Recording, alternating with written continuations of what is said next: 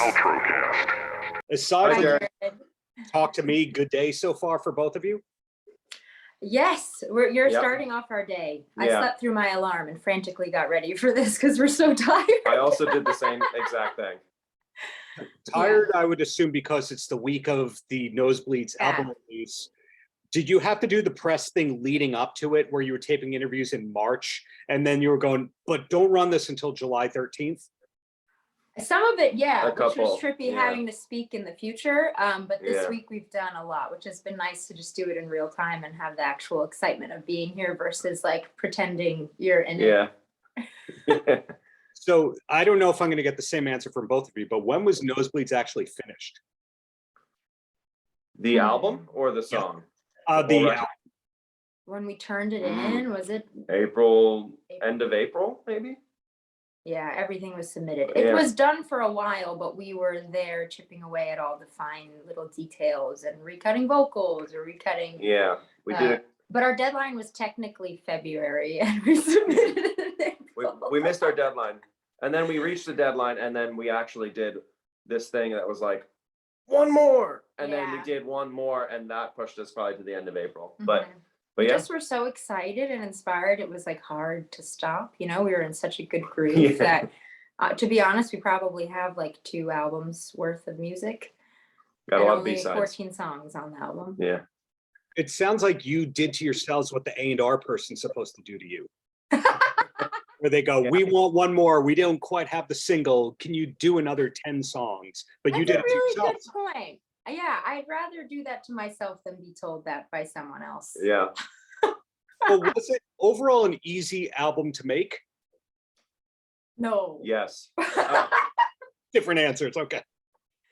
Yeah, I think for different reasons. I think for you, a production standpoint is really exciting. Yeah, it's obviously always difficult and challenging, but to me it's like a puzzle, and how do you figure it out and put it all together in the right way? And I love puzzles. So there's that element of it. But the reason I'm thinking that it was easy is that I felt like we started this album in November and finished it in April. Like it really felt like we got into the trenches for like 6 months and came out with all these songs, and that's why I felt easy, even though some of the topics and the writing and all these things were hard. Like, but we buckled down and it all came out. We didn't write any writer's block. Yeah, easy for him to say, the person not writing the album. Yeah, that's what I say. Yeah. Sorry to cut you off here, but No. do MisterWives songs get written in the room, or is it ideas are sent back and forth over time usually? It's a combination of both those things. There's no like one set formula. I think sometimes I write stuff from scratch and we'll bring it to 8 and he'll produce it, or 8 will have an idea and I'll write to it, or I'll work with other collaborators. And there's really not a one size fits all, because it just, I don't know, there's no limit to how you can create. I think I used to be really rigid and having to prove that like I'm a writer first. You know, this industry tells you like our first album, we weren't allowed to put it out unless I had a co-write on it. So that made me not want to do writing sessions and do that kind of thing. But then in touring, you meet friends and people you like genuinely are inspired by and want to work with. And then there's an organic way of creating versus the like being put in a room to write because people don't think you're capable of doing so. So it's been nice to ease up on like, oh, I can do whatever I want. And I know in my heart that I'm writing these things. I think you've proved Yeah. that at this point. Just a few albums. Yeah. You can write a song. We agree on that. Do the drums and bass get laid down first and then you pepper everything around it? It depends. Sometimes you will start. Etienne is actually really always adamant about starting a song with drums first. I'll be like, hey, here's the beat, and it's just drums. I'm like, so inspiration hit yet? Or no? But what I usually do on a production standpoint is, we'll layer down some samples, some, not real drums, just to get the idea out. And then once the idea is out, I'll go back and recut drums on top of the sample-y stuff. So kind of like a 2-step process. Is there a lot of time spent on the drum sounds themselves? Yes. She's saying yes. She's saying yes, Etienne. Yeah, I mean, yes and no. Sometimes it's very, very specific sound that we're going for. but I have my same drum kit that I have mic'd up in my studio. Mhm. So there's only so many ways to record it. So essentially that kind of remains constant, but there's a lot of layering and other sounds and drum programming on top that will change from song to song for sure. Well, taking things in a different direction from Nosebleeds, your band got a ton of press earlier this year when the Just a Girl cover video, which was fan sourced, went viral. And to me, that seems like the most organic thing, where it was literally fan source stuff of a song that you felt like covering for the sake of it. Now, watching it, you guys are very tight, but it doesn't seem like you rehearsed it very long. It seems very off the cuff. So which one is Oh no, sorry, I didn't mean to interrupt you. Oh, no, please. Was it off the cuff? Because I know that the roots of your band go back to playing covers, and then you evolved into this great original group. But was Just a Girl in the original arsenal of covers? For that tour, yeah, we definitely went in knowing this is the cover we want to play, especially in light of everything happening with the overturning of Roe v. Wade. It felt important to bring light to women feeling empowered and united, and not, fighting back a system that strips you of your freedom. So that was definitely intentional. That audio, though, is from the day that it was actually overturned. So there's maybe the rawness is that I'm mostly screaming the song than how I was singing it the month leading up to that day. Yeah, maybe what you're describing is like the audio. Sometimes bands will say, post a clip of live it here, but they'll use like a pre-recorded track. What you're hearing on that video is literally our audio from that show. And shows are not as polished as recorded music is, so we wanted it that way specifically. Yeah, we wanted it to be raw. Well said. And Mandy, I think the first time I ever saw you live, Weezer brought you out at the Bowery Ballroom to sing a duet on a song. They did? Wait, who did? Weezer? Oh man, I wish. I thought that they brought you specifically out. I'm going to leave this mistake in there if I'm correct.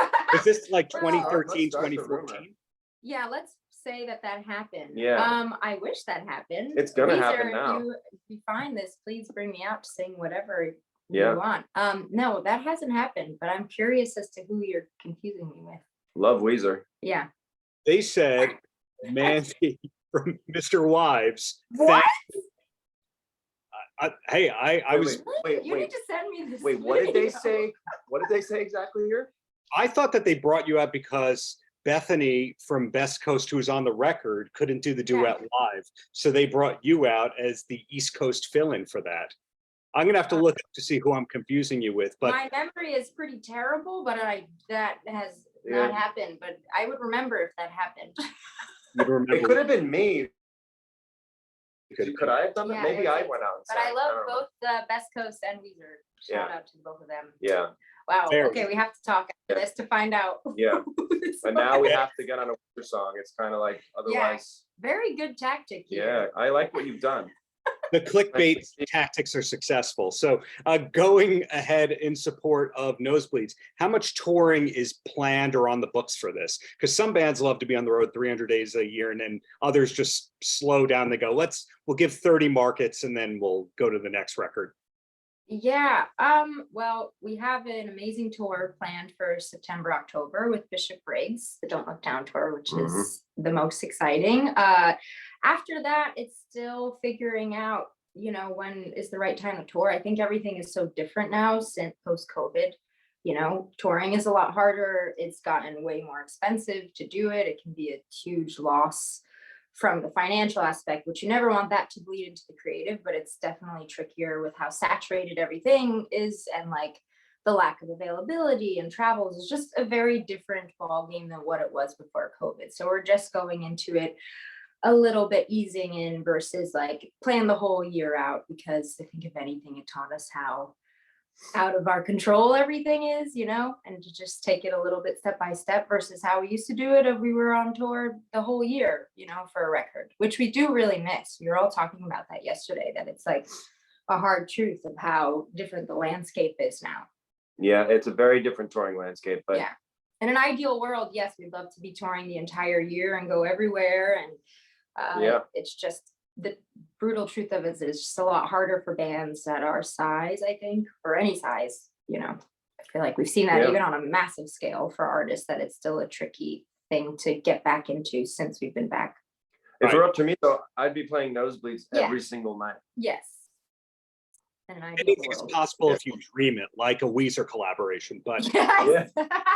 I think it's fantastic, and this is intended to be a compliment, how at this point you survived the 10 years of being on a traditional label in that kind of situation, and now you're playing the biggest shows that you have without the traditional label setup or having to do singles or that kind of a game. So in other words, MisterWives is now its own official cottage industry, its own niche in its own right.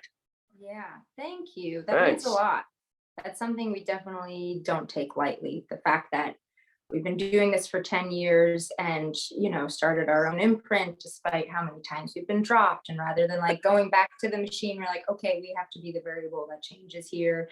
And Photo Finish, who we've been working with, has been incredible, and just keeping it more insular and small versus the like big flashy name that just shelves you if you don't have, you know, the massive hit right off the bat, has just worked for us so much better and connects us more to like the people who care about the music. And it just feels like we've evolved through these 10 years and really took all the lessons and put it into action. Yeah, we absolutely love Photo Finish. They're amazing. They're the best. Yeah. Yeah, Matt Kelly, he knows a thing or two from his days. Yeah, that guy knows what he's doing. Yeah.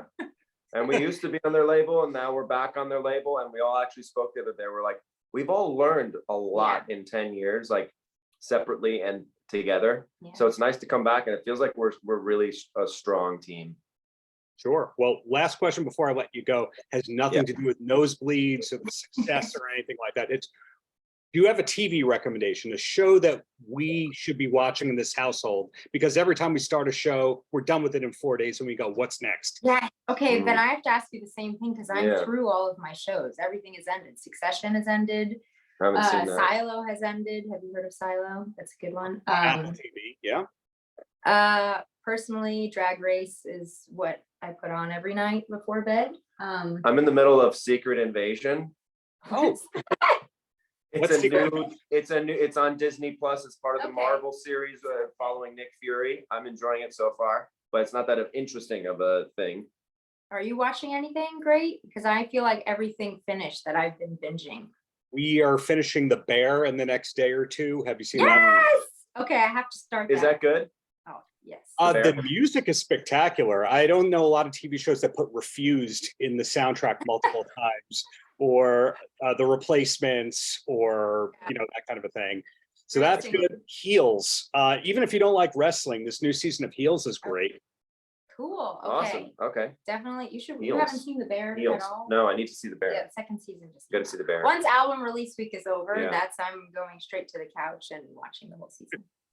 Well, hey, in closing, thank you both for your time. Thank you for the years of great music. Thank you for the great Weezer collaborations that you've done consistently for decades. And looking forward to your gig. The highlight of my career. Yeah. Thank you. Thank you so much for talking to us and being such a blast. Paltrocast.